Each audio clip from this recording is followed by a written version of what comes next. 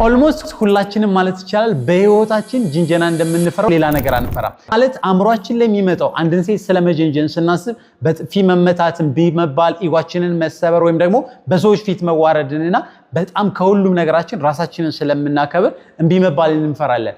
ሴልስንም ስናስብ እንደዚህ ነው። ሴልስ ማለት ሰዎችን መለመን፣ እንቢ ማለት፣ ብዙ በሮችን ማንኳኳት፣ ብዙ ስልክ መደወልና እንደ እድል ለአንድ ሰው ለመሸጥ መሞከር።